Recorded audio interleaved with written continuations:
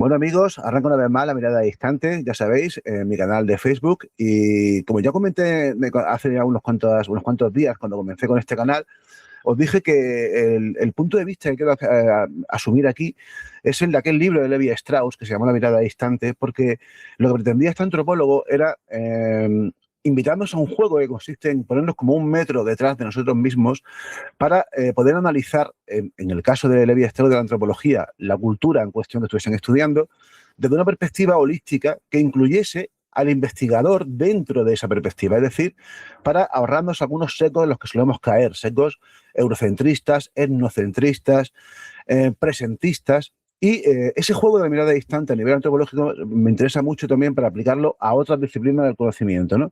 Por ejemplo, al mundo de la historia, que es mi especialidad, pero también al mundo del misterio.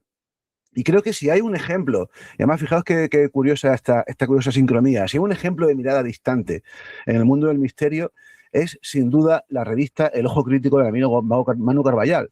Precisamente se llama El Ojo Crítico. O sea, yo creo que sin querer, él, cuando eligió este título para su revista, ahora se lo preguntaremos, igual estaba pensando en algo parecido a La Mirada Distante de Levi Strauss, porque de hecho, fijaos, El Ojo Crítico, La Mirada Distante. Bueno, a ver qué nos dice Manu y a ver cómo lo hacemos. Manu, ¿qué tal, amigo? ¿Estás por aquí?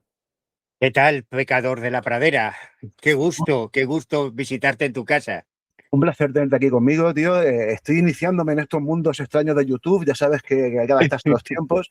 Y no sé qué te parece esta perspectiva que yo voy a intentar asumir en este canal, siguiendo el modelo que te digo de la mirada distante de Levi Strauss, porque creo que es muy interesante, ¿no? Esa forma de intentar entender la historia, entender el misterio, entender la realidad. Al final, de una perspectiva alejada, para ahorrarnos los secos, pero que también nos incluya a nosotros, porque al final, y eso especialmente en el mundo del misterio, tú bien lo sabes, es tan importante lo que se estudia como quiénes son los que lo estudian, ¿verdad? Bueno, evidentemente sí, la respuesta es sí. Yo, aunque comprendo que parezca lo contrario, no lo sé todo, ni soy tan culto. Yo no conocía ese libro de Levi Strauss. Ahora podía echarme el farol, decir, sí, sí, como dice Strauss, Sí, mi amigo Levi. alguno lo haría. No, no, no, yo soy bastante más paleto y más ignorante. Pero estoy tan de acuerdo que mi cuaderno de campo 6 se subtitula El factor investigador. Claro. Y en el Ojo Crítico número 100, que acabamos de publicar, yo creo que he publicado un articulito que es de las cosas más... Me he desahogado mucho ahí, ¿eh? Que se titula Los testigos no mienten, los divulgadores sí. O sea que ya te imaginas por dónde voy. El papel de quien construye el relato que llega a la opinión pública es casi más importante que el del protagonista de los fenómenos que estudiamos. Porque en la mayoría de los casos no llegamos al protagonista. A menos que hagas muchísimo curro de campo, tú lo que haces es recibir la información que te transmiten los intermediarios, que en el ámbito religioso son los curas y en el ámbito del misterio pues son los periodistas del misterio. Y en el ámbito de la antropología son los antropólogos. Y conste que yo soy, lo siento, perdón, súper crítico con los antropólogos desde que descubrí que a Carlos Castaneda le habían regalado un doctorado. Entonces, a mí que no me hablen de pseudociencia, nadie de la antropología, por favor. Está Pero claro, sí, claro. sí, es crucial, es fundamental porque cuando tienes la oportunidad de acceder a las fuentes, incluso de los grandes casos clásicos, te das cuenta de que casi nada ocurrió como nos lo han contado. Estamos rodeados de patrañas y de mentiras mucho antes de que existiese Internet. Ahora ya no te cuento, ahora ya todo es una patraña. Pero esto viene de muy anterior, desgraciadamente. Sí, Manu, es que al final eso mismo que tú estás planteando en el mundo del misterio también se puede aplicar al mundo de la historia, ¿no? Porque la historia, dejando al margen aquel típico adagio, ¿no? De que la escriben los vencedores, la historia afortunadamente la escriben los historiadores, pero los historiadores también, igual que sucede en el mundo del misterio, no solamente pueden estar sesgados por sus ideas, sino que también pueden estar sesgados por la mano que les da de comer. Y eso es algo que especialmente me consta que tú eres especialmente crítico con el mundo del misterio, porque claro, cuando hablamos de divulgadores o de investigadores del mundo del misterio que viven de esto, al final terminan sesgando, queriendo o sin querer, sus trabajos, precisamente porque, claro, se deben a un público, ya seguro que has escuchado muchas veces ese argumento, ¿no? Se deben a un público y al final se deben a un sueldo, ¿no? Y eso al final, quien lo termina pagando es precisamente ese público al que se deben, ¿no? Porque de algún modo también es como si lo considerasen idiotas, ¿no? Como diciendo, bueno, a ver, hay un público que os sigue, pero ese público quiere saber la verdad, no quiere que le sigáis contando patrañas y mentiras o simplemente lo que tú dices, no acudiendo a las fuentes, sino repitiendo una y otra vez lo que otros han escrito, lo que otros han planteado, ¿no? ¿Tú estás seguro de que el público quiere saber la verdad? Yo no lo tengo tan claro, ¿eh? Lo estaba diciendo y justo en ese momento lo he empezado a dudar también. Yo no, yo no estoy demasiado de acuerdo. Mi experiencia personal es que, sobre todo en los tiempos que corren ahora, y esa es la trampa de de los algoritmos, nos dan lo que queremos escuchar. Así es. Y, y en el mundo del misterio, mira, yo hace unos años hice un ejercicio que para mí fue como la manzana de Newton. Fue, bueno, en este caso sería el melón de Newton o la sandía, porque me pegó una hostia en la cabeza brutal, que fue cuando preparaba la biografía de Óscar Ribrea, el tío que inventó esto de la ufología, lo afirmo, que inventó la ufología a nivel mundial 4 años antes de que se etiquetase el término platillo volante, 4 años antes, ya había un tío español, un científico, un tío con una formación al que le pusieron el sobrenombre del gallego sabio, porque era el único que tenía formación interdisciplinar. O sea, él trabajaba jefe de radiosondeo en el Centro Meteorológico de Galicia, pero además ganó premios de astronomía, descubrió castros celtas. O sea, era una de estas mentes tipo Da Vinci, holística, renacentista, que le pegaba a 40 palos a la vez. Y por eso todo el mundo acudía a él para hacer sus consultas sobre casos de ovnis. Bueno, cuando yo que me empeñé en escribir su biografía, porque es el gran apestado del mundo de los ovnis en España. Si este tío fuese americano, británico, francés o alemán, ya tendría una calle o una avenida a su nombre, tendría series en Netflix, porque además su historia es alucinante. Un tío que falsea su edad para alistarse voluntario en la Segunda Guerra Mundial, allí ven un platillo volante, cuando vuelve empieza 4 años antes del caso Arnold a recoger historias sobre ovnis. O sea, es alucinante. Pero bueno, como era un pringao de aquí español, pues no se enteró nadie. Encima, como fue el que desmontó el asunto Humo en el año 72, lo crucificaron boca abajo, como San Pedro, porque no, ni siquiera merecía ser crucificado boca arriba. Y cuando me puse a investigar su historia, lo que hice fue deconstruir la historia de los ovnis, irme al origen, volver a los años 40, encerrarme en las hemerotecas, en los archivos. Me fui a Madrid, a la Hemeroteca Nacional, en Galicia estuve en el Archivo Histórico del Reino de Galicia y en la Biblioteca de Galicia, para ver periódico a periódico, físicamente, en papel, como me gusta a mí, tocando, oliendo, pasando las páginas, cómo se había creado esto de los platillos volantes. Y es flipante porque te das cuenta de cómo hay un fenómeno real, hay un fenómeno original, las cosas no surgen de la nada, todos los mitos tienen un origen cierto, todo. Mira, otro día estabas hablando con Antonio Piñero, maravillosa, por cierto, ese programa, Gracias. y Piñero te lo dice, hay un Jesús histórico, existió Jesús de Nazaret, y luego está todo el constructo que se fue elaborando sobre ese hecho histórico real con el paso de los siglos. Y ocurre lo mismo con todo lo demás, ocurre con lo paranormal, ocurre con los ovnis, con la criptozoología.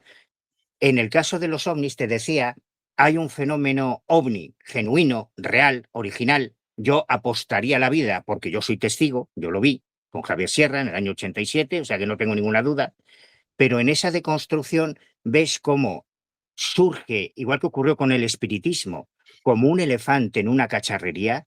De repente se empiezan a publicar libros, artículos por todo el planeta sobre los platillos volantes, y llega un momento en que ya la gente se cansa de una luz en el cielo.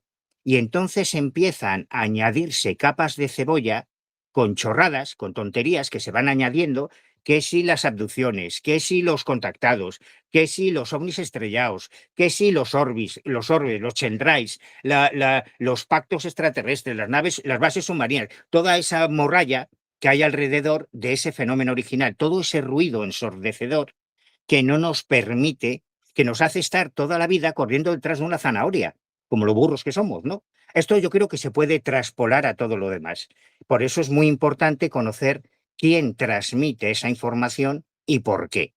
Y es cierto que hay una industria muy pequeñita comparada con las farmacéuticas o con el deporte o con la política o con cualquier otro tema, la industria del misterio es muy pequeñita, ¿no? Pero sigue los mismos pasos que cualquier otro campo de la cultura. O sea, hay un consumidor que elige consumir ese producto y lo que quiere es que le cuentes lo que quiere oír. Oye, a mí no me vengas en plan escéptico. A mí dime que hay vida después de la muerte. Dime que Jesús era el Hijo de Dios. Dime que los ovnis son naves extraterrestres. Y si no me dices eso, yo no te lo compro. Así que, lógicamente, los grandes medios tienen que dar a sus consumidores lo que reclaman, porque si no se van a la puta calle. Es que no es tan difícil. Sí, mira, te voy a poner un ejemplo de eso. Además, antes que ha citado al maestro Piñero, que yo sé que para ti es toda referencia, para mí también lo es, yo lo considero mi maestro. Te voy a contar una cosa que sucedió hace unos cuantos años en un Magic International, esto que se hacen en Barcelona, se hacen en Barcelona, se hacen 2 veces al año, creo, en el que me invitaron precisamente, tuve el honor de ser invitado para una mesa redonda sobre el Jesús histórico junto a Antonio Piñero, a Carlos Mesa también, y no recuerdo si había alguien más, ¿no? En un aforo que creo que tenía unas 900 personas, en esa charla, que imagínate, yo, para mí me parecía interesantísima, no porque estuviese yo, claro está, ¿no? Sino porque estaba Piñero y porque se iba a hablar largo y tendido, eran 2 horas de conversación sobre esto. Bueno, pues habría, yo qué sé, te diría como un 70% quizás del aforo completo. Justo después de esta mesa redonda, que por cierto está en YouTube, se puede visitar, entró una medium catalana que creo recordar que se llama Rosana Lara, me parece que es, que no me acuerdo bien Sí, si sí, es. sí. Y no solamente lo petó, sino que se quedaron cientos de personas esperando en la puerta, ¿no?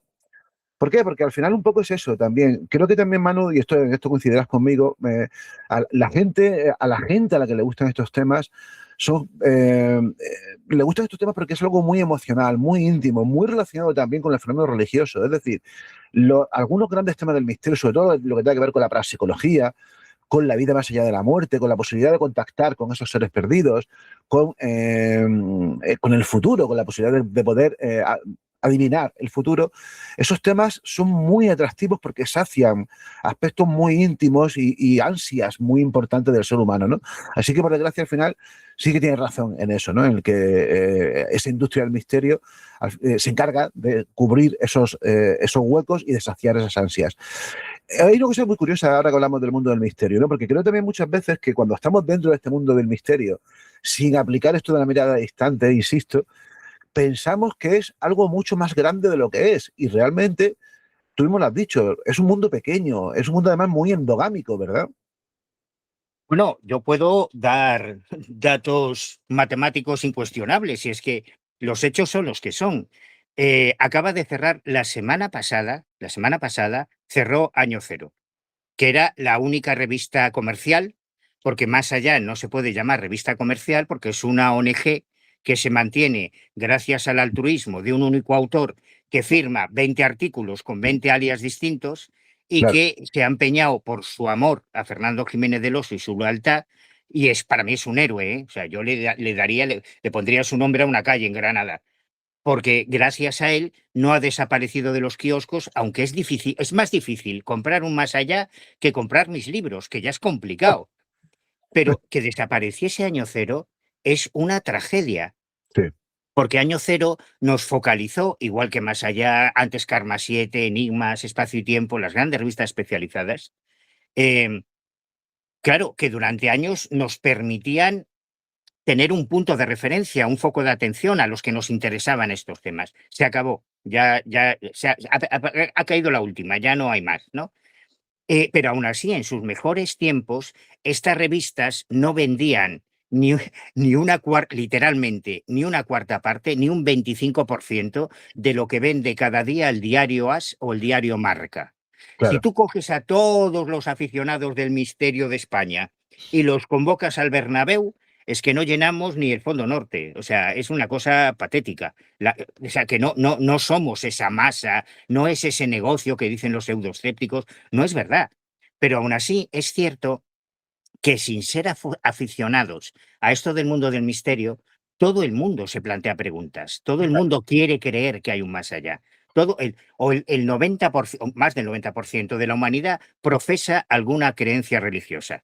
Sí. Hay 1.500 millones de cristianos, hay 1.500 millones de budistas, hay 1.000 millones de chinos que son laoístas, otros 1.000 millones hinduistas, hay sikh, hay judíos, pero todos ellos creen en un más allá, quieren creer, eligen creer en que existe un Dios, y entonces lo que quieren es que tú les digas que tiene razón. Mira, la semana pasada casualmente me invitaron a un espectáculo maravilloso, un musical que se titula The Book of Mormon, Qué que bueno, lo he visto también y es brutal, mano.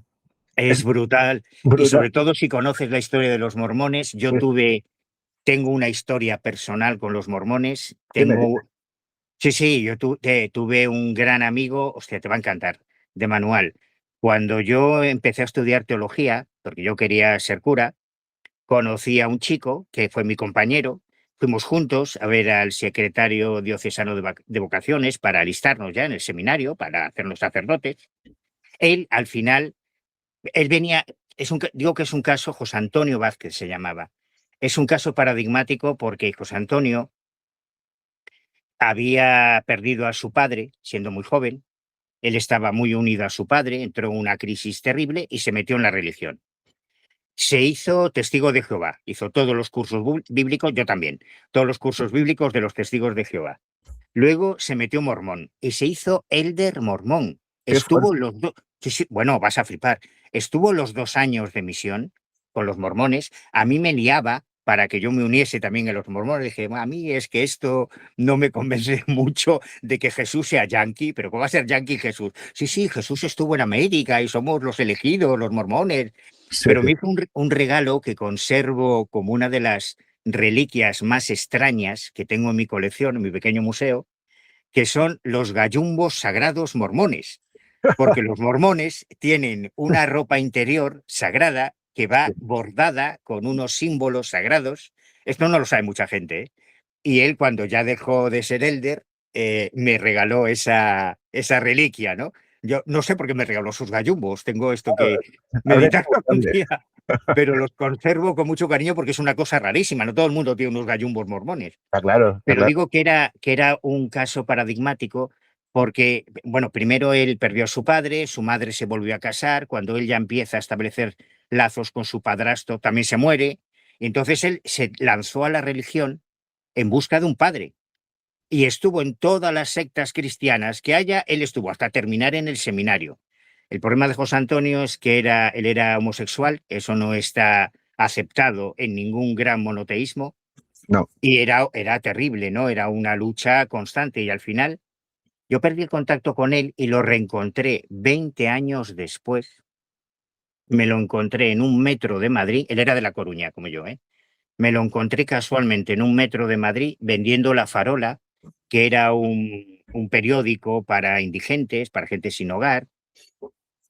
Seropositivo, me contó que él al final había asumido su sexualidad mal y demasiado tarde, había pillado el SIDA, se había enganchado a la heroína, había terminado atracando gasolineras y al final falleció de SIDA, ¿no? Una historia brutal, ¿no?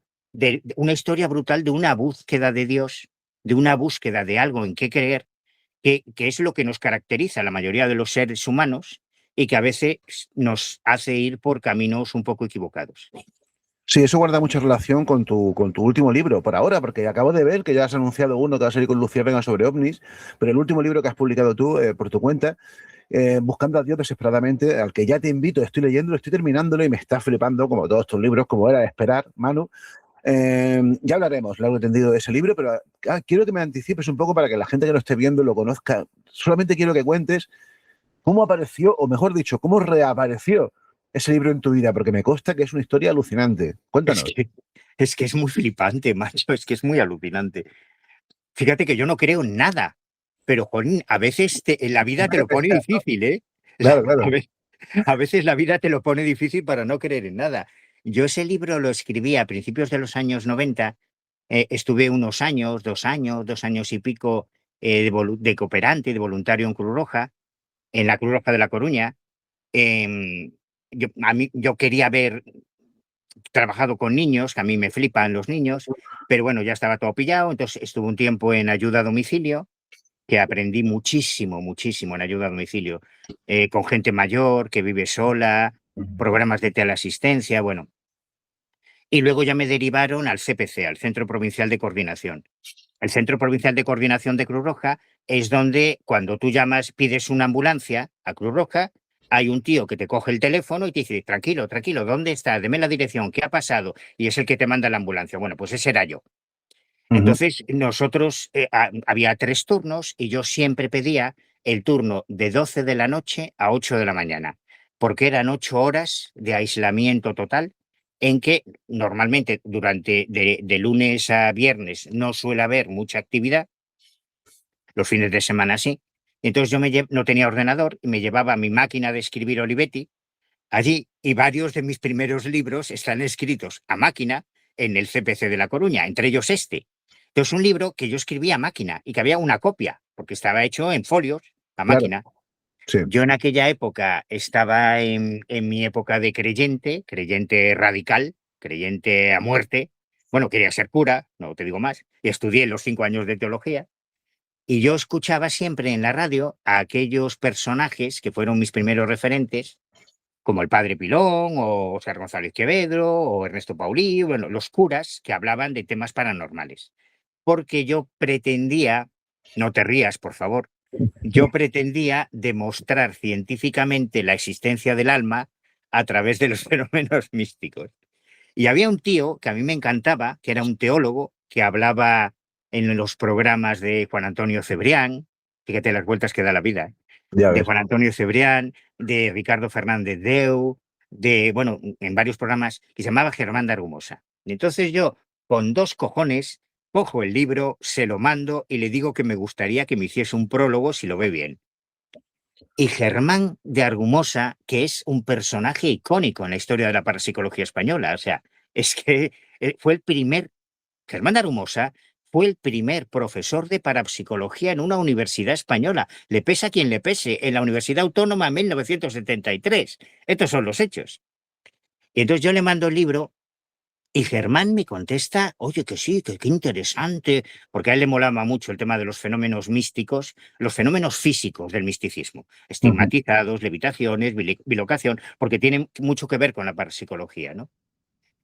Pues yo ya dando palmadas con las orejas, joder, qué bien, me va a prologar el libro, Germán de Argumosa, guau, guau, qué guay. Claro, van pasando los meses, van pasando los años, yo no sé nada de Germán, luego supe lo que había pasado, que él había tenido unos problemas personales muy graves y luego se murió. Ajá. Y ahí se quedó el tema. Y 30 años después, tengo la oportunidad de conocer a Pilar Ramiro de Pano, que fue la heredera de su archivo, que fue la que escribió sus memorias, y por tanto heredó su archivo, ¿no? Y cuando quedamos un día para conocernos, me dice, oye, Manuel, que tengo una sorpresa para ti. Te voy a llevar una cosa.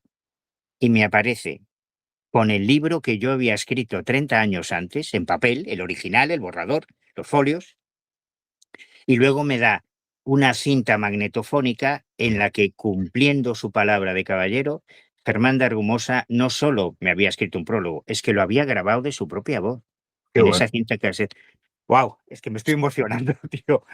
Es que dime que no es flipante. Es flipante, es absolutamente flipante, pero además yo conozco esta historia de antes que saliese el libro y me parece realmente maravilloso y alucinante, sobre todo porque era un libro perdido, ¿no? O sea, ¿cómo ha sido? Tengo curiosidad, aunque ya te preguntaré cuando hablemos de esto ya más largo y tendido, ¿no? Pero tengo curiosidad en saber cómo fue. Pero claro, entiendo que te has vuelto a releer el libro, ¿no? 30 años después luego para corregirlo, para maquetarlo y demás, ¿no? ¿Cómo ha sido esa experiencia, tío, de releer un libro tuyo de hace 30 años? Supongo que será, te has dado cuenta de, no sé, de igual lo ingenuo que eras, o no sé, cuéntame. No, no, ingenuo no, lo siguiente. Claro, piensa que está escrito por un tío que quiere ser cura. Yo en Claro, aquella época me lo creía todo, pero como he tenido que repicarlo, corregir faltas de ortografía, faltas gramaticales, faltas de sentido común, porque yo hasta hablaba bien de Castaneda. O sea, yo estaba flipando con Castaneda en aquella época, claro, claro, normal, claro, joder. claro. Por eso el libro lo he dividido en 2 partes. Hay una primera parte que es la cara A de los fenómenos místicos, de los milagros, que es lo que yo me creía entonces. Entonces, esa te entra muy bien, es como con salivita, ¿no? Como con vaselina, Sí, se te va entrando bien. Y luego viene la cara B, que es lo que ya sabe Manuel 30 años después, teniendo el culo pelado de haber visto a místicos, a estigmatizados, porque es que yo he conocido a muchos místicos, personal. Claro, Mira, yo he metido el dedo en la llaga, como Santo Tomás es un aficionado a mi lado. Yo he conocido un huevo de estigmatizados, pero un montón. O sea que al final tengo una opinión mucho más formada, con mucha más experiencia, que es la que ofrezco en la cara B. qué bueno. Entonces ahí ya cada lector tiene que decidir si se queda en la A, si eso le complace, o si quiere conocer la verdad, que eso es lo que está en la cara B. Ahí estoy yo ahora mismo. Estoy ahora mismo en la cara B y te digo, me está encantando el libro y hablaremos de él largo y tendido. Pero Manu, sigamos en hace 30 años, porque hace unos cuantos más, hace 34 años, si no me equivoco, en diciembre del 92, nace El Ojo Crítico. Yo creo que todos los que, ya sea porque divulgamos sobre estos temas, ya sea porque consumimos estos temas, y todos los que estamos interesados en el mundo del misterio tenemos una gran deuda contigo por esta revista. Por desgracia no llega a todo el mundo del mundo del misterio, porque como bien sabes y como bien has aclarado tú antes, no todo el mundo está dispuesto a asumir y a cuestionar sus propias creencias y sus propias ideas preconcebidas. Pero sí que llega a mucha gente del mundo del misterio y además llega de una forma gratuita, que es algo realmente alucinante en estos tiempos en los que todo se monetiza, ¿no? Manu, 100 números, tío. 100 números Tiene del Ojo número. Crítico. ¿Tú pensabas que ibas a llegar a esta cifra cuando comenzó el Ojo Crítico allá por 1992?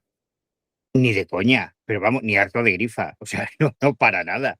Porque además nació de una manera, como nacieron todos los fanzines en aquella época en que vivíamos la cultura del fanzine, porque un grupo de los críos de mi generación, gente que llegamos muy joven al mundo del misterio, que éramos unos chavales, Javier Sierra, Bruno Cardeñosa, Vicente Moros, Pedro Canto, José Guijarro, éramos unos chavales cuando empezamos en esto. Entonces no teníamos un chavo, vivíamos con nuestros padres, no teníamos un duro y las revistas eran muy caras y sobre todo que esto ahora no se valora. Poder acceder a publicaciones extranjeras, eso Claro, es un lujo que en nuestra época era inviable, era implanteable. Entonces todos empezamos a hacer nuestros propios fanzines, que eran unas publicaciones a fotocopias artesanales, que luego grapábamos, escritas a máquina, las fotos las pegábamos con pegamento y medio de aquella época encima del folio. Luego nos hemos una fotocopiadora, pedíamos una 3 para que quedase doblarlo. Luego la grapa la metíamos, yo utilizaba la grapadora del colegio y una goma Milán. Entonces ponía, no sé muy bien cómo explicar esto, ponía los folios abiertos, metía la grapadora en el centro, la claro. goma por debajo, le metía una grapa y luego había que sacar la goma y con los deditos Doblar plegar la la goma. grapa. Qué bueno. Con lo cual, durante años, el ojo crítico llegaba a los colaboradores con mi ADN, literalmente, porque siempre me pinchaba. Y a veces me decían, pero tío, eres un cerdo, deja de comer perritos calientes con ketchup cuando estás montando el ojo, que está todo lleno de ketchup, que no es ketchup, tío, que es mi sangre, que es mi ADN. Hasta Qué que bueno. Manuel Berrocal, años después, se apiadó de mí y me regaló una grapadora industrial para poder grapar cada número sin tener que dejar mis genes ahí, ¿no? Qué Y bueno. así empezó, y empezó por una motivación fundamental, primero, porque todos los de mi generación hacían su propio boletín. Sierra y Guijarro hacían una pasada, que era el Colegio Invisible, que era súper guay, bien diseñado, no el agua atrapada que hacía yo. Lorenzo Fernández y Iker Jiménez hacían La Última Hora. Bruno Cardeñosa hacía el Desclasificado en Zaragoza. Carlos Fernández hacía la CIB, la Circular Informativa Paranormal del Noroeste. O sea, todos hacíamos nuestros fanzines, ¿no? Sí, Porque si lo hacías bien y lo mandabas a las revistas extranjeras y les molaba, aceptaban intercambio. Entonces yo tuve suerte porque arranqué con temas muy cañeros ya en los primeros números y de repente empecé a recibir por intercambio con aquella cutrez que hacía yo el Giornali del Misteri desde Italia, la Lumière das la Nuit de Francia, la revista UFO, y entonces podía acceder a esa información internacional a la que un estudiante español era inviable, porque no podías pagar esas suscripciones, ¿no? Siento que no sea una motivación heroica y no, ve, trascendente, ¿no? Era buscarte la vida. no hay nada más heroico que buscarse la vida. Pero Manu, ¿por qué el título? ¿Por qué el Ojo Crítico? Tengo curiosidad en saber eso. Ostras, pues me encantaría darte una respuesta guay, pero es que no me acuerdo. Yo creo que el ojo crítico fue porque yo escogí el lado menos amable del mundo de las anomalías. Sí, Yo estudié teología hasta que tuve mi crisis de fe, cuando empecé a viajar y empecé a ver que el cristianismo no le interesa al 70% de los seres humanos, y eso para mí fue un shock, ¿no? Y luego desde muy pronto empecé a encontrarme con casos de fraudes, de estafas, de timos que abundan más de lo que queremos en este mundillo de lo paranormal. Y como después de teología me dio por estudiar criminología, especializándome en lo que mi gran mentor, o sea, si mi mentor, como el tuyo, en el mundo de la religión es Antonio Piñero, en el mundo de la criminología fue el comisario Antonio Viqueira, que fue quien acuñó el término criminalidad esotérica. Hay un tipo de criminalidad que tiene mucho que ver con el mundo de las creencias, que es mi especialidad, que son las sectas, los suicidios rituales, los crímenes rituales, las estafas, los fraudes, que tienen que ver con... Es un mundo mucho más amplio de lo que queremos. Y entonces, claro, yo pretendía cubrir esa carencia que había en las publicaciones de mis colegas, en los fanzines de mis colegas, que era el lado menos amable del mundo del misterio, el lado oscuro, no porque sea satánico ni siniestro, sino porque se ocupa de nuestras propias miserias. Mira, a lo mejor sí tenía que ver algo con lo de Levi Strauss sin saberlo, porque claro, también ahí somos todos partícipes. Y para exacto. mi sorpresa, aunque en los primeros números del Ojo Crítico, lógicamente, solo escribía yo, el número cero, hay un número cero, el número cero, el número uno, ya en el número dos, agárrate ahora que vienen curvas. En el número 2 ya empieza a colaborar, ya me manda artículos Carlos Gabriel Fernández. Joder, En el número 4 aparece Pedro Canto. En el número 5, en el número 5 del Ojo Crítico ya publican Manuel Gómez Ruiz, Moisés Garrido e Iker Jiménez, qué bueno. que sigue publicando. En el número 6 aparece Clara Tahoces, en el número 8 José Juan Montejo, y poco a poco aquello que era un cúter fanzine empieza a ir adquiriendo un cierto cuerpo con firmas de algunos amigos, ¿no?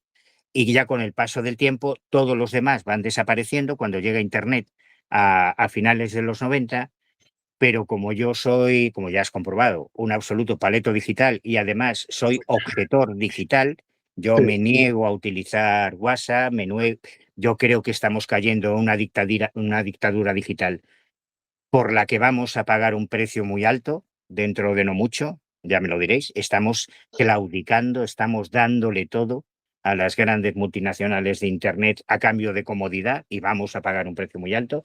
Y como yo no me da la gana de transigir, me negué a que el Ojo Crítico se convirtiese en una web o o en un PDF. Yo quería que siguiese saliendo en papel. Y durante estos 30 y tantos años he visto como todos los demás fanzines iban desapareciendo, luego las grandes revistas comerciales también iban desapareciendo, y joder, estamos en el 2026 y ha salido el Ojo Crítico número 100. ha salido y mira, aquí lo tengo yo, ¡Ole, qué bonito es, por el Ojo favor, qué Crítico número bonito! 100, que es todo un honor porque he colaborado yo aquí, además he colaborado por la partida doble, entrevistando también a Raquel sobre su libro y es una pasada. Yo tengo unos cuantos, tengo el honor también de colaborar ya contigo con el Ojo Crítico, no sé, de hace ya 5, 6 o Sí, 10 sí, años, yo qué sé, ya ni me o acuerdo. más, sí, sí, sí. Ya ni me acuerdo, y es una pasada colaborar con esto, pero sigue teniendo ese encanto de cualquiera que lo haya visto alguna vez, impreso el Ojo Crítico, ese encanto de los fanzines de antes, evidentemente es mucho más, ¿cuántas páginas son? Ronda las 150, 160 páginas, y sigue siendo una pasada. Y además, una cosa que me gusta dejar clara, porque Manu, yo hablo mucho de ti por ahí, ¿no? Y hablo mucho del Ojo Crítico por ahí, y siempre digo dos cosas que me llaman mucho la atención, ¿no? Primero, que es gratuito. Segundo, que todo esto lo pagas tú. Es decir, que Claro. sale de tu bolsillo. Aquí no hay publicidad, no hay la No, única no, no. publicidad que hay es tuya, de tus cosas y de cosas de amigos, que encima tú Claro. recomiendas libros de los colegas que colaboran aquí, ¿no? De verdad, te honra esto. Y tengo una curiosidad, si quieres me contestas, si no, no, no. ¿Alguna vez alguien te ha intentado comprar la revista? ¿Alguna te han dicho de sacarla comercialmente? Sí, hubo un intento hace muchos años que acabó como el Rosario de la Aurora, acabó muy mal, porque yo soy un poco pasional Entonces no tardo mucho en mandar a tomar por culo. No, lo mío no es la diplomacia, creo que Ya, eso ya, salta a la vista, ¿no? Pero déjame corregirte una cosa. Toda la publicidad que hay en el Ojo Crítico, todas las referencias, yo creo que, y fue algo que yo me propuse desde el principio, yo no quiero que el Ojo Crítico sea la revista de mis colegas, no. sí. Yo quiero que el Ojo Crítico sea la memoria del Vale, misterio. verdad, verdad. Y eso significa que, y te puedo poner un montón de ejemplos porque yo con cada número pierdo 3 o 4 amigos, o sea que te puedo poner muchos ejemplos. Yo he perdido un montón de amigos por investigaciones que hemos publicado en el Ojo Crítico, porque igual que hay una brecha digital, yo creo que hay una brecha en el misterio brutal entre quien lee el Ojo Crítico, que coño, que es gratis, que no te lo puedo poner más fácil, y quien no lee el Ojo Crítico, porque hay montones de casos de supuestos misterios que te siguen vendiendo como enigmas todos los días y que están resueltos hace años. Y la gente sigue ahí detrás de la zanahoria, dando vueltas. Y he tenido muchos problemas con muchos amigos con los que ya no me hablo, que me han bloqueado en redes, que me ponen a parir. Yo, por ejemplo, espero que no se enfade, bueno, y si se enfada me la pela. Por ejemplo, Moisés Garrido, cuando sacamos el tema de Moisés Garrido, que está publicando desde el número 5, te acabo de decir, ¿eh? Sí, Cuando sacamos el tema de Xavier C., que salpicó a Antonio Rivera, el caso más brutal de abducción de la historia de España, localizamos al testigo y nos dice ni abducción ni hostia, todo es mentira. Yo me lo inventé porque Antonio Rivera me pagó 10.000 pesetas de la época. Fin del tema, como lo de humo. Sí, lo hice yo. Se acabó, que no hay más recorrido. sí, Bueno, pues nos cayó la del pulpo, hostias por todos lados. Y bueno, Moisés me bloqueó y tal. Yo sigo recomendando en todos los números el trabajo que hace Moisés Garrido y Claudia Moctezuma, que es brutal, sí, digitalizando archivos históricos, porque hay muy poca gente que lo haga. En el número 100 está, lo he vuelto a hacer, en el número sí, 100. Y muchos colegas me dicen, pero si a ti te pone a parir, ¿tú por qué le sigues dando publicidad? Porque es una aportación al mundo del misterio y no hay muchas. O sea, sí, yo no necesito que tú me caigas bien para decir que estás haciendo un buen trabajo. Es que incluso me puedes caer mal y claro, estás haciendo un buen trabajo, pues lo importante es que, porque al final lo que queda es lo que está blanco sobre negro. Lo que van a ver los historiadores cuando todo esto se vaya a tomar por culo y vengan unos alienígenas y rescaten los archivos del pasado, van a poder reconstruir toda la historia del misterio, por lo menos desde hace 30 y tantos años, porque está todo ahí. Congresos que no importa que no me invites. Si el congreso es interesante y se aportan cosas, va a estar reseñado en el Ojo Crítico. Programas de televisión, programas de radio, que no son a los que voy yo, que ni siquiera tienen por qué gustarme, pero han hecho algo relevante, han contribuido, han aportado, que no hay tantos. Pues esto hay que reseñarlo. Entonces, ese es el claro. espíritu del Ojo Crítico. Qué bueno. Esa es la mirada distante al final también, ¿no? Por lo que tú has dicho, ¿no? El que sirva de un poco de espejo para mostrar todo lo que hay en el mundo del misterio, al margen de eso, ¿no? De afinidades, de amistades y demás. Pero insisto, Manu, lo pagas tú de tu bolsillo, de verdad. Mm. Y me consta que, pues, como tú, como todos nosotros, pues tenemos que estar aquí luchando por sobrevivir, ¿no? De verdad, qué generosidad, qué altruismo, tío. No, Y no, no, no, no, no, no, no, no, de verdad que no, Oscar. Puro egoísmo, te lo juro, ¿eh? Puro egoísmo, es verdad. Yo tengo que currar un puto taller, ahí hasta los cojones estoy para poder pagar la gasolina del coche y para poder pagar la impresión de las revistas, para poder comprar los sobres, para poder pagar los sellos, que cuando tienes que mandárselos a ahora con la mierda de Trump de los aranceles, su puta madre, sí, 30 y tantos pavos mandarle la revista a Mauri González, me costó el otro día, a joder, Argentina, que es un pastón, ¿no? sí, Pero una de las pocas cosas buenas que yo saqué de Castaneda es el concepto ese de la impecabilidad. Yo no quiero que nadie pueda decir, "No, es que el ojo crítico es para que te lucres, para tus movidas". No, no, no, no.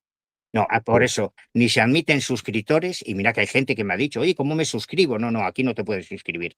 Te puedes suscribir colaborando con una aportación, que siempre que me dicen, oye, ¿y cómo puedo conseguir la revista en papel? Tío, gratis, yo te la mando, pero aporta.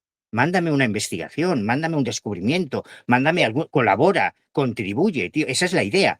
Y eso es lo que ha hecho que en torno a esta utopía, que es el ojo crítico, se hayan ido reuniendo un montón de personas como tú, que macho, que es que yo alucino, sois putos críptidos. O sea, sois como el Yeti o el monstruo del lago Ness, o sea, no sois criaturas normales, porque todo lo que mandáis es gratis. O sea, cobráis tanto como el director de la revista. Nada.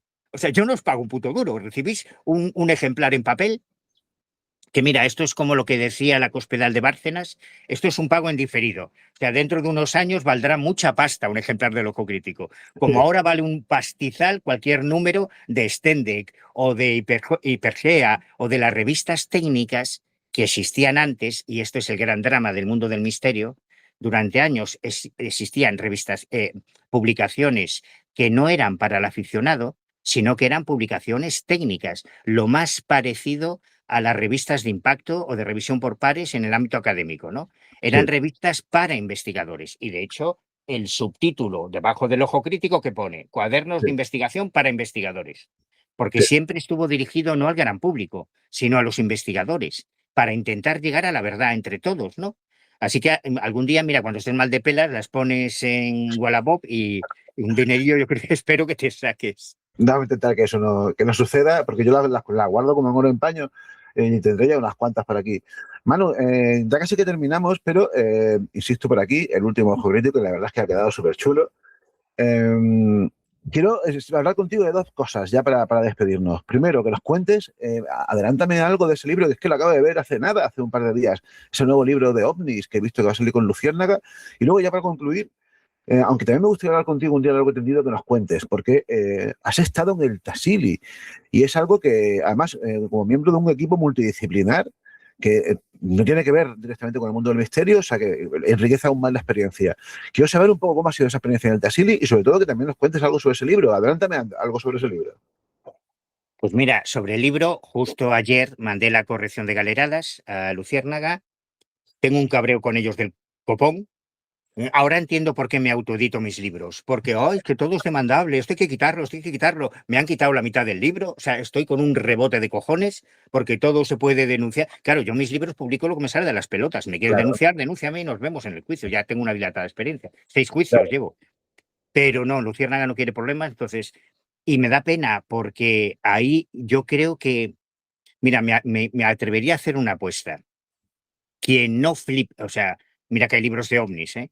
Quien no flipe con lo que va a leer, le devuelvo el dinero, me comprometo, Qué bueno, porque es una visión, creo que totalmente social, apartidista, objetiva, sobre lo que es realmente el fenómeno ovni y todas sus implicaciones culturales, geopolíticas, geoestratégicas. Bueno, con el capítulo de la política, bueno, le dedico un capítulo a Trump, que es que vas a alucinar, de verdad, vas a flipar.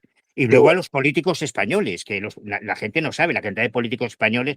Bueno, hay hasta un partido político cuyos líderes están emparentados con la reina de España, que en su programa electoral te hablaban de Castaneda, de los extraterrestres. Bueno, es alucinante. Hay toda una dimensión, que es la dimensión social, que da igual lo que tú creas, no le importa a nadie, lo que creas en marcianos, que son intraterrestres, extraterrestres, da igual.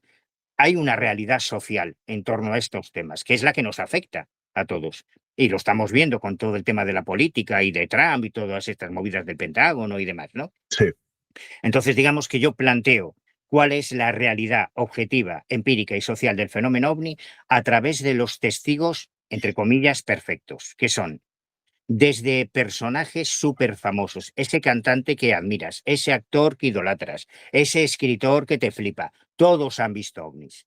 Y además yo he hablado con todos, he estado con todos ellos. Todos han tenido experiencias personales.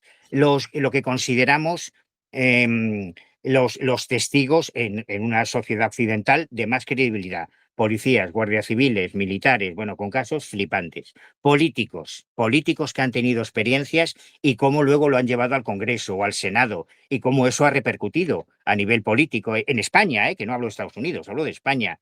Científicos. Hay un tipo de testigos que para los investigadores son muy valiosos porque o bien visten uniforme, esta no es una frase mía, es una frase de Daniel Valcárcel, a los investigadores nos pone palote cuando el testigo viene de uniforme, parece que eso le da más credibilidad, ¿no? Y luego están astrónomos, meteorólogos, controladores aéreos, radaristas, pilotos, astronautas que han tenido experiencias OVNI. Un qué bueno. taxista, un fontanero, un ebanista puede confundir muchas cosas con un ovni y para él es un ovni genuino, porque no sabe lo que es. claro. Pero cuando el testigo es un astrónomo o un meteorólogo o un profesional de la aeronáutica, y yo he recogido miles de casos, solo de personal aeronáutico llevo más de 1.500 casos recogidos, y astrónomos, meteorólogos, además con casos brutales. Entonces, va por ahí. Digamos que dejar claro que los ovnis es un tema mucho más real y mucho más serio de lo que tú te imaginas, pero a lo mejor no por lo que tú te imaginas. Fíjate, tenía que haberle mandado esto para la contraportada. Acabo de sintetizar el libro. Muy bien, creo, Sí, pues sí, pues sí. creo que esa es la idea, sí. Qué bueno, qué bueno. Y a ver, dime cuatro pinceladas sobre esto del Tassili, tío, que tengo mucha curiosidad en cómo se gestó esto, aunque ya hablaremos más adelante también sobre esto. Y sobre todo, ¿cómo ha sido? Porque tú no habías estado nunca antes allí, ¿verdad? No, no, no. Gracias a Dios, ni he estado yo, ni ha estado la inmensa mayoría de la humanidad. Claro. Por eso se mantiene como una cápsula del tiempo, porque el acceso es muy complicado. Y esto se gestó porque Argel, o sea, Argelia, a pesar de ser el país más grande de África, es un país inmenso, tardamos más en llegar de Madrid a Argel que de Argel a Janet, donde empezamos ya la ascensión a la meseta de Tassili. Imagínate, es descomunal, es un país gigantesco. Pero como tiene de todo, tiene petróleo, tiene gas, tiene oro, tiene de todo, no necesita el turismo y además, después de las burradas, de las atrocidades que hicieron los franceses Sí. en Argel, no les caemos muy bien los europeos y ha No, permanecido muchos años cerrado. Ahora se ha abierto una ventana de acceso y muy rápidamente, con muy buenos reflejos, el profesor Rafael Quintiá, que es profesor de antropología en la Universidad de Pontevedra y es el presidente de la Sociedad Antropológica Gallega, decidió montar una expedición, la primera expedición científica española, no de misterio, no de extraterrestre, tal, no, una expedición científica con antropólogos, con etnobiólogos, con químicos, con técnicos de sonido para hacer las pruebas de arcoacústica que no se habían hecho jamás en qué bueno, Tassili. qué Y bueno. me llama a mí y me dice que quiere que vaya con ellos. Y le digo, hombre, pues mira, Rafa, yo te lo agradezco un montón, me encantaría, pero es que mi economía en estos momentos me da para imprimir el ojo crítico y poco más. No te preocupes, ¿eh? Eso ya nos ocupamos. Digo, hostia, ¿cómo vas a decir que no? Pues Claro, vale, ya ves, pero claro. quiero subrayar que no era una expedición de misterio Sí, sí. porque a nadie le interesaba el misterio. De Vale. hecho, al principio los compañeros académicos me miraban así un poco por encima del hombro como, ah, tú eres el de los marcianos, ¿eh? Ya, ya, pero os vais a cagar, os vais a cagar. Y al final yo era el que tomaba más notas, el que hacía más mediciones, claro, me lo tenía que currar, ¿no? Y para mí ha sido brutal porque he aprendido un huevo de cómo se hace ciencia sobre el terreno, cómo se hacen las catas arqueológicas, descubrimos más de 7 tipos de cerámicas, la recogida de muestras etnobotánicas de las plantas medicinales que todavía utilizan hoy los tuareg, que es apasionante. Qué Lo bueno. de las pruebas de sonido con un técnico de la radio gallega que el pobre casi nos detienen en la frontera porque apareció cargado de micrófonos, de altavoces que parecían bombas y Claro, detonadores, lo que llevaba él para hacer las pruebas en las cavidades donde hay pinturas y donde no las hay, porque ahora se ha descubierto que no es casualidad donde pintaban el arte rupestre. Hemos recogido cientos de pinturas, pero no es hacer las fotos, que nosotros las hemos medido. Hemos ubicado la orientación geográfica, si estaban porque sospechábamos que podían estar orientadas al poniente por claro, una razón puramente ritualística, no, hay de todo dependiendo de las épocas. Ya tenemos las coordenadas de geolocalización, ahora las podemos localizar desde los satélites para ver el contexto, porque todo el trabajo fuerte viene ahora. claro, Hemos recogido miles de fotografías, cientos y cientos y cientos de horas de grabación en audio y en vídeo, muestras botánicas, muestras arqueológicas, y ahora ya viene la redacción de papers, el análisis de laboratorio. Espero que hagamos un documental, que hagamos uno o varios libros, pero la experiencia físicamente durísima, porque el acceso, la ascensión a la meseta es muy dura. Tuvimos que alquilar 17 mulas para transportar el equipo, 17. Hemos llegado a hacer veintitantos kilómetros en un día caminando, que ahí no hay carreteras, no hay nada, todo zapata claro, para subir y luego moverte por ahí en un terreno que son todo piedras, son pedregales, no hay carretera asfaltada, ni tierra batida, ni vas por la arena, no. Ahí es todo destrozándote los tobillos y las rodillas, pero ha merecido la pena, ha merecido la claro. pena. Qué bueno, tío, qué envidia me das, de verdad, a mí me encantaría eso. Y qué guay, ¿no? Qué guay que también se estudien estos temas, porque creo que, como pasa, por ejemplo, con los Dogon, o como pasa precisamente con el Tassili, me refiero a dos casos centrados en África, sobre los que se ha hablado mucho. Y claro, el problema está en que todo lo que se ha hablado se ha hecho sin ir allí y sin conocer esto, pero solamente hablando de lo que otros han hablado, ¿no? Y al final, claro, la experiencia es muy distinta cuando se hace uno directamente. Qué envidia me da, así que guay ha tenido que ser esto. Estaremos atentos a esos resultados. Y Manu, ¿qué decirte, tío? Ya se nos acaba el tiempo. Ha sido un placer hablar contigo. Te deseamos el mayor de los éxitos con todo, con tus libros. Te lanzo el guante para hablar de Buscando a Dios desesperadamente, porque es un librazo que merece la pena. Estaremos también pendientes de de los ovnis nuevos y, por supuesto, estaremos pendientes de esto del Tassili que nos comentas. Y ahí estaremos también con el número 101, que el 101, fíjate, hace hasta referencias a JJ Benítez, ¿no? Lo de palo, círculo, palo. Vamos a llamarle el ojo crítico palo cero palo, es verdad. ¿Qué decirte? Que enhorabuena, Manu, de verdad, por el trabajo que haces, me parece absolutamente brutal. Y no me refiero a tus libros de tal, sino sobre todo al ojo crítico, que es lo que me motivaba para hablar contigo. El número 100, que ya está por ahí disponible en internet para los que lo quieran ver en PDF, y que yo me siento un privilegiado por tenerlo por aquí y por aquí lo vuelvo a mostrar. El ojo crítico número 100. Además, por cierto, un homenaje, entiendo, al amigo Paco Mañez, que este año nos ha dejado, ¿verdad? Sí, bueno, fíjate, ya lo anunciamos en este número. Vamos a publicar próximamente las memorias de Paco Mañez, que a Oh, mí qué me bueno. parece alucinante, me parece alucinante. Él, cuando falleció, estaba terminando un libro de sus memorias, su paso por el mundo del misterio, y nos lo han enviado. Y además que yo tenía mucha amistad con Paco, lo conocí hace mucho tiempo y es también un trago un poco amargo, ¿no? Claro. Trabajar leyendo ahí sus últimos escritos, pero sí, sí, sí, eso también lo vamos a hacer. Hay mucho por hacer, ¿eh? Hay mucho por hacer, Óscar. Queda Hay mucho. Nada, mucho nada. curro por No, delante. no toca otra que seguir currando. Manu, ha sido un placer tenerte aquí en La Mirada Distante. Hago tuya tu perspectiva del misterio y espero que tú también hagas tuya esa perspectiva de Levi Strauss de La Mirada Distante, que yo sé que te mola a ti también ese concepto. Y qué decirte, que estemos atentos a todo lo que hagas, produzcas y algunas cosas que no puedo decir, que me has dicho que hay cosas que no puedo comentar, pero No, no, no, no. en breve, Calla, calla. no voy a decir nada. En breve la gente lo verá en redes sociales y qué rabia me da no poder. Ahí lo dejo. Manu, muchas gracias, compañero. Un abrazo enorme. Un abrazote, Óscar. Hasta siempre. Cuídate. Gracias. Chao.